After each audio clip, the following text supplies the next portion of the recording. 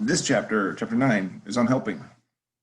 And you can see there are two words there that you don't read as help, but they're both related to help, helping other people. So we have firmly moved into, obviously, the behavioral aspects of social psychology, moving away from some of the social cognition stuff into more about how does the presence of other people affect our behavior.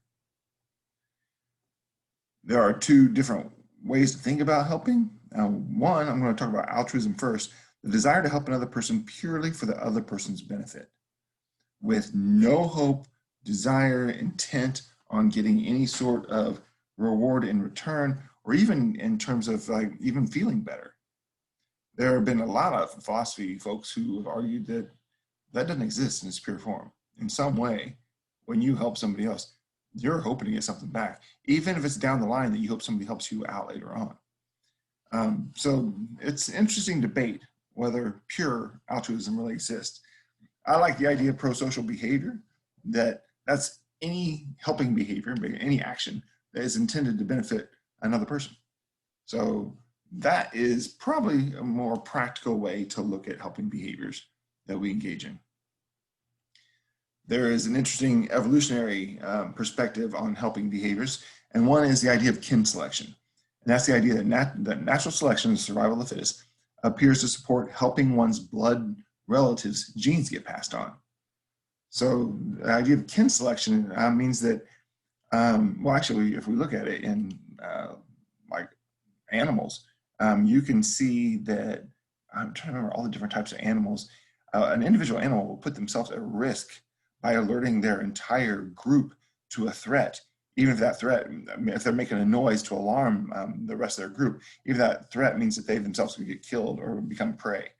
And so that happens in a wide variety of animals on the planet.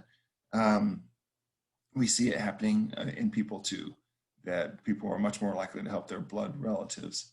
Not everybody, obviously, there's some exceptions, and this is a generalization, but it's an idea that helping has been passed down through our genes, that basically if we end up helping our relatives, those helping genes themselves are getting passed on because your brother, your sister, the rest of your family share a proportion of your genes in what they pass on to their kids. Another interesting idea related to helping behavior is reciprocity. That is, you reciprocate. If I do a nice thing for you, you do a nice thing for me. I scratch your back, you scratch mine. That's what reciprocity is based on. We know that all sorts of animals also do this. They will help each other.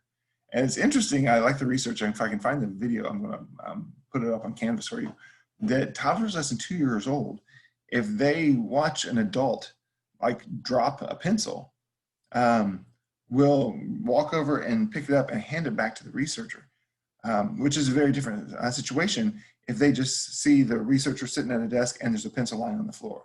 The pencil's lying on the floor at that point, the toddler won't pick it up. So at a very, very young age, human beings are really getting the sense of when help is called for and then how to respond. Where do we learn our likelihood to help? I mean, we can go into personality theories. I'm going to go into the altruistic personality theory in a little bit here. But a lot of it is back to learning theory. Whether you want to go to the classical conditioning, operant conditioning, or observational learning, all three of those are the theories I've mentioned several times throughout this whole semester. One study was done with little kids, and you had an adult playing a game, like a board game, where money was being collected. And at one point, this adult researcher says, we should give money to the poor. And then she has two different jars on the board. One says, my money, which I think is kind of funny. The other says, money for poor kids, basically. So she says, she says we should give to the poor. And then she either puts the money in the my money jar or she puts it in the money for poor kids. And what they wanted to know when it came to kids' turn to donate their money or to put it somewhere, were they going to put it in my money jar or are they going to put it in money for poor kids? Look at the immediate results. Let's just look at the green lines on this bar graph. Basically, in this situation, the model is saying, the researcher is saying, we should give money to poor kids. And if the researcher acted in a generous way and put the money in that jar for poor kids, then the kids themselves really stepped up and followed suit. So role modeling is powerful. The same time, if you look at the green line over here on the right, when the model said we should give money to poor kids, but then ended up tucking all the money in my money jar, then you see those kids, when it came to their turn, were much less likely. So they actually practice what they see, not what, when they say practice what you preach. When adults don't practice what they preach, the kids are learning how they behave, not so much about what they're saying. That matters less. There are sometimes some costs for helping. I think this is kind of a funny thing. And so this is some of the situational factors that can affect the likelihood of a person to help. This particular study was done at a seminary, a university training preachers. And they took a whole set of preachers and said, okay, we need you to go across campus and give a talk on the Good Samaritan. The Good Samaritan is a story from the Bible, which is interesting because you have a Jewish, it was a parable told in relation to everyone being told to love their neighbor as themselves. And this one person stood up and said, who's my neighbor? And basically, the story goes that a Jewish person, and the Jewish people and Samaritans were basically mortal enemies. This Jewish person had been attacked, robbed, and left for dead on the side of the road. And as the Jewish priest was coming by, he saw what had happened, but wandered on by. And then another, a related sect called the Levites came by, saw this person who needed help, walked on by.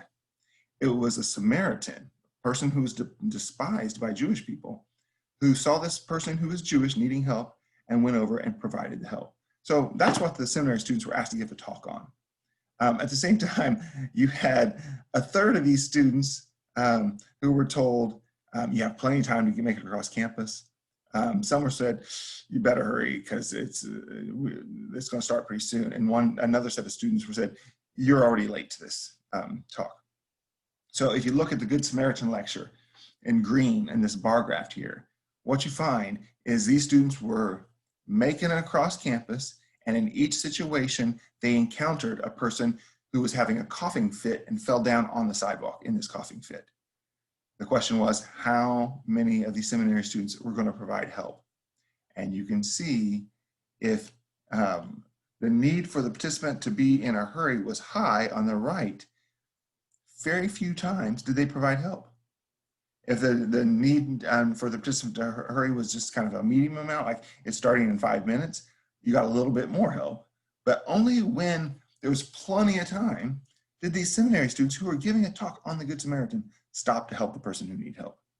So social factors, time pressures, those sorts of things affect whether we provide help to other people.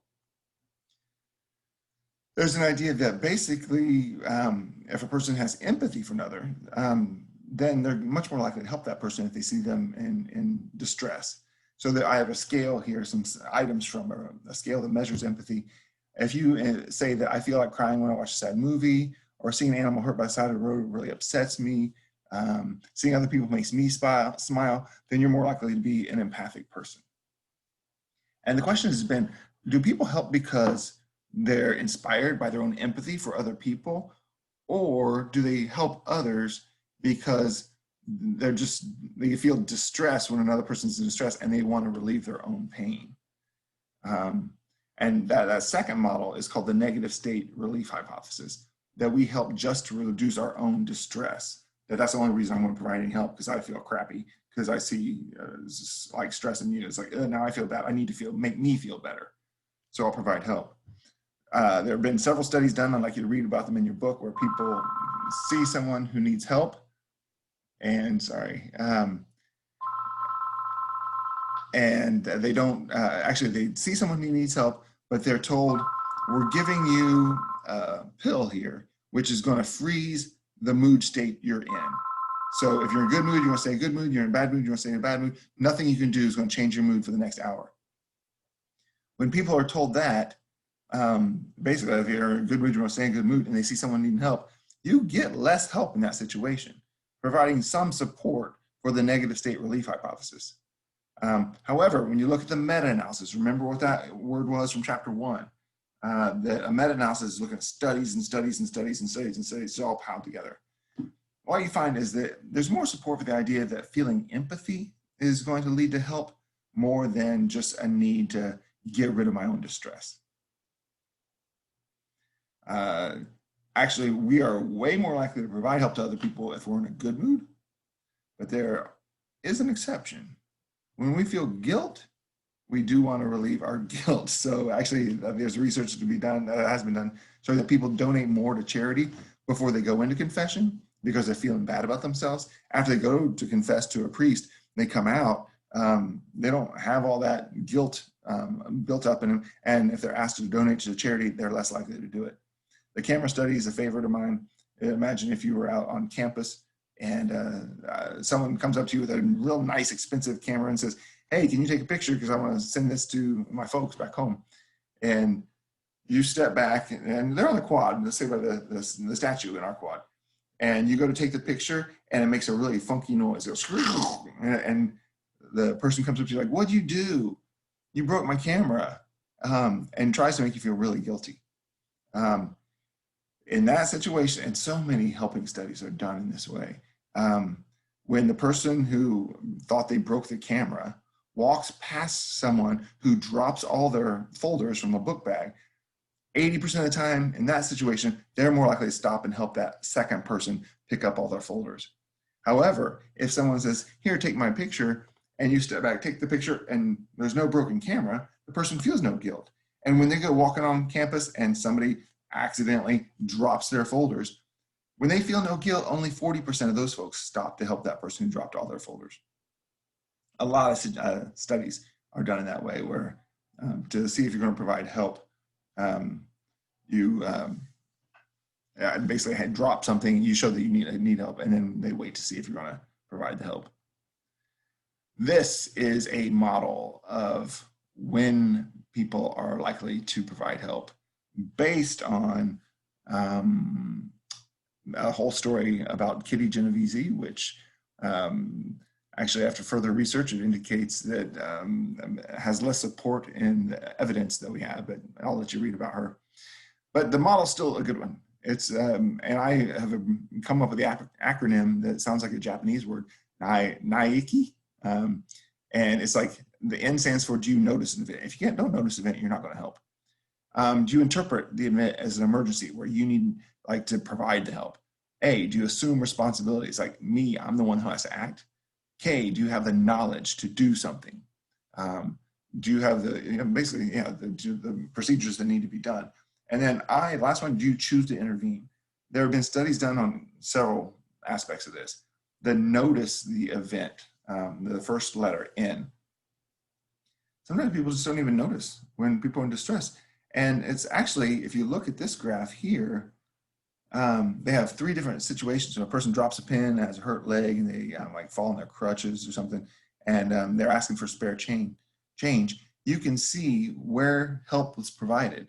The bigger the city, like Los Angeles and New York and San Francisco, are much less likely, I'm pointing to the screen, you can't see my finger, are much less likely to provide help than people that live in smaller cities. This is called the urban overload hypothesis, that there's so much stimulation going on that it's hard to notice when someone is truly in need of our help. So there is a documented negative correlation with helping and population density. Number 2, do you interpret the event as an emergency? This goes back to informational influence. If you remember, a lot of times when we don't know what's going on, we turn to each other. I'm going to describe briefly the smoke-filled room study. People come in to participate in the study. They're given a set of surveys to fill out. They go into a room, they're filling it out. When they're doing it alone, the researchers start pumping in smoke through the vents in the room, and they let that go for 10 minutes, and they try to figure out how quickly are people going to get up and do something about it. When people were alone, 75% of the folks got up in the first 4 minutes to say, hey, there's something wrong in there, there's smoke pouring into the room.